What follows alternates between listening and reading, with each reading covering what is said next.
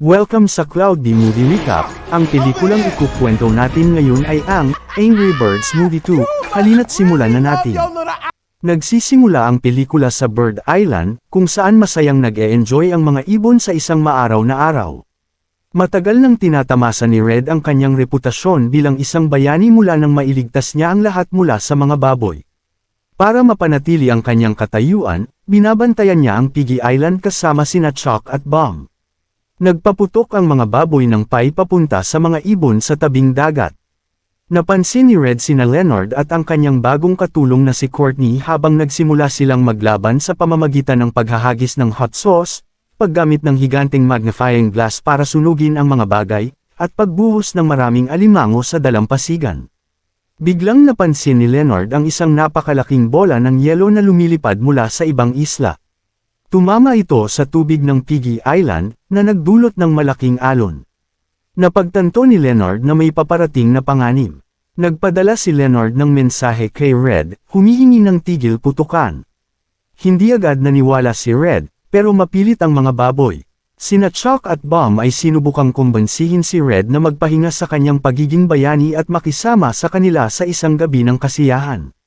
Dinala nila siya sa speed dating, kung saan nakilala ni Red ang kapatid ni Chalk na si Silver.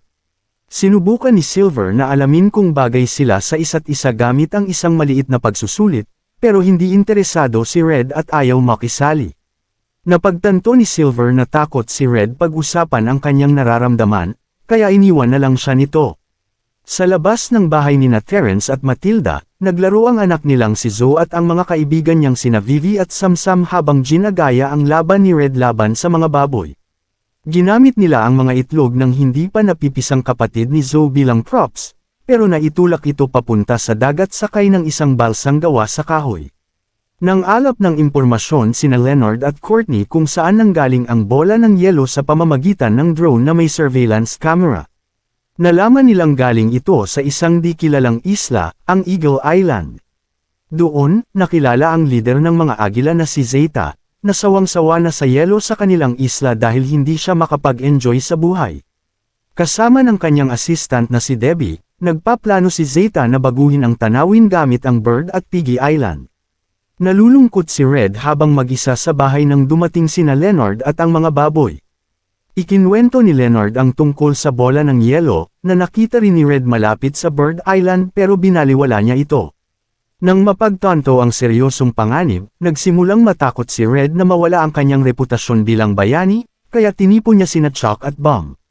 Sinubukan nilang kumbansihin si Mighty Eagle, pero natakot ito nang marinig ang pangalang Eagle Island.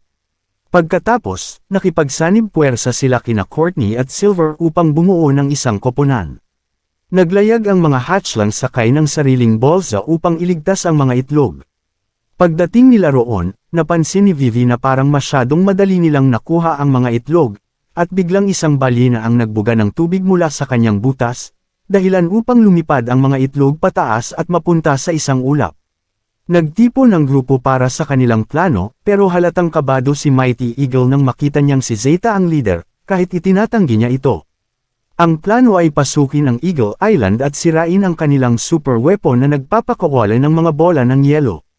Hindi nagtagal, nagpakawala si Zeta ng isa pang bola ng yelo na tumama sa kuwebo ni Mighty Eagle, kaya napilitan silang tumakas. Sinubukan ni Mighty Eagle na ilipad sila pero bumangga siya sa isang batong haligi.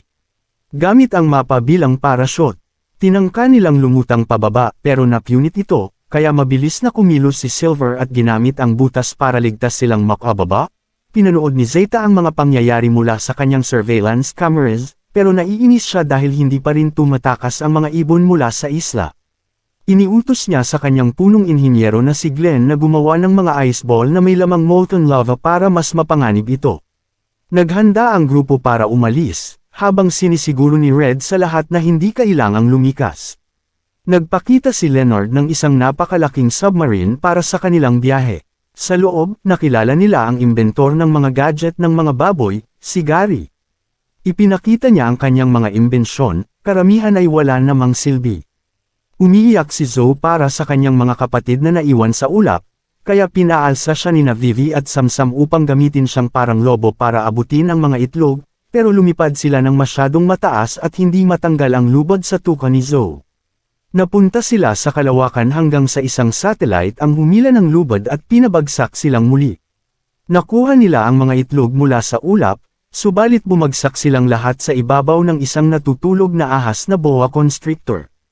Pagdating ng grupo sa Eagle Island, inamin ni Mighty Eagle na si Zeta ay dati niyang kasintahan, at iniwan niya ito sa altar noong kasal, kaya takot siyang harapin ito. Lumipad siya pabalik sa Bird Island, si Red ay nagulat nang makita niyang nagplano na ang iba ng ideya, gamit ang isang agila costume para makapasok sa laboratorio at makalapit sa weapon. Sinubukan ni Red na gawin ito mag-isa pero sumama pa rin si Silver kahit ayaw niya ito isama. Sina Chuck, Bum, Leonard, Courtney, at Gary ang nag-operate ng costume at nalinlang ang dalawang gwardya para makapasok. Umakyat sina Red at Silver hanggang sa lugar kung saan matatagpuan ang power source ng super weapon. Gamit ang harness, bumabas sila, nakarating si Red sa sahig at pinutol ang akala niyang cable ng weapon, pero microwave lang pala ito. Nahuli sila ni Silver at ikinulong. Samantala, ang grupo sa loob ng costume ay nanlinlang pa ng isa pang gwardya para makuha ang ID card at makapasok. Tinalo ng mga hatchlings ang boa constrictor at ginamit ang balat nito bilang boots at sombrero. Gumamit sila ng dahon bilang bolsa para makabalik sa kanilang isla, ngunit pagdating nila, sinalubong sila ng tatlong dik sa Piggy Island. Nakarating ang grupo sa loob ng silid kung saan naroon ang sandata, ngunit napansin ni Chuck sina Red at Silver na nakakulong. Halos mabuking sila nang mapunit ang kanilang agila costume, pero abala ang mga gwardya sa isang dance party. Pagkatapos ay pinatigas ni Zeta sa yelo sina Red at Silver, at sinabi niyang balak niyang gawing pribadong resort ang dalawang isla. Napansin din ni Silver na malinaw na galit pa rin si Zeta kay Mighty Eagle. Gayunpaman, sinabi ni Zeta kay Red na kasalanan niya kung bakit mapapahamak ang mga ibon, dahil sinabi niyang hindi kailangang lumikas. Nagpakawala siya ng ilang lovable sa mga isla bilang babala. Mula sa isang blimp na ginawa nila, nakita ng mga hatchlings at piglets ang pag-atake sa kanilang mga isla. Sinisi ni Red ang sarili sa nangyari dahil gusto lang naman niyang maging bayani. Napagtanto ni Silver na talagang mahalaga kay Red na mahalin siya ng ibang mga ibon. Pinalaya ni Silver ang sarili at si Red makalipas ang ilang sandali. Naghanda si Zeta ng countdown para magpakawala ng maraming lava ice ball sa mga isla. Sumakay sina Red at Silver sa isang ice ball upang makalapit sa makina, habang sinubukan ng mga baboy na patayin ang switch, at sina Chuck at Bum naman ay palihim na umiwas sa mga gwardya. Sinubukan nina Leonard at Courtney na hilahin ang switch, ngunit nabali ito. Dali-daling kinuha ni Chuck ang isa sa mga gadget ni Gary para tulungan silang ayusin ang switch. Bumagsak sina Red at Silver gamit ang ice ball ngunit nabigong sirain ang sandata. Nang handa na si Zeta na apakan ang button para pakawalan ang mga bola, biglang lumipad pababa si Mighty Eagle matapos magbago ng isip. Sinubukan niyang humingi ng tawad kay Zeta, pero galit pa rin ito sa kanya. Ibinunyag ni Zeta na anak nila si Debbie, at ang tunay na pangalan ni Mighty Eagle ay Ethan. Habang abala si Zeta, ibinigay ni Silver ang kanyang tali kay Chuck upang mabilis niyang itali ito sa makina. Nang inilunsad na ni Zeta ang mga bola, hinayla pabalik ang mga ito ng tali at hindi na ituloy ang pagpapakawala. Nagsimulang mapunit ang tali, kaya pinigilan ito ng mga hatchlings at piglets hanggang sa bumagsak pabalik ang mga ice balls at winasak ang sandata.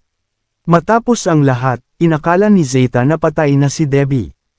Ipinakita niya ang matinding pagsisisi, ngunit nakita niya na pinrotektahan ni Mighty Eagle si Debbie gamit ang kanyang katawan. Sa huli, nakiusap si Mighty Eagle kay Zeta na tanggapin siyang muli. Ikinasal sina Mighty Eagle at Zeta sa Bird Island.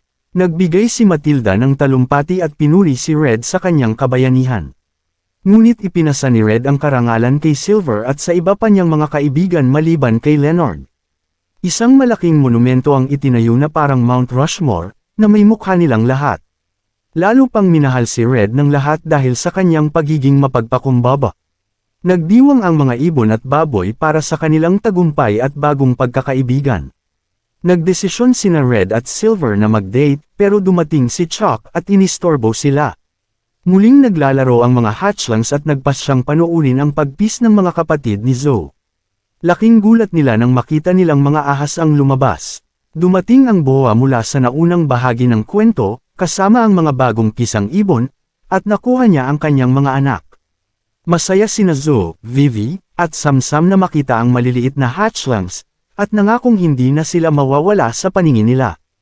Pero isang iglap lang, nakasakay na muli sa bolsa ang mga kapatid ni Zoe, at naglayag palayo, dahilan upang mawalan ng malay ang tatlong bata. Dito na nagtatapos ang pelikula. Salamat sa panunood hanggang sa susunod na video.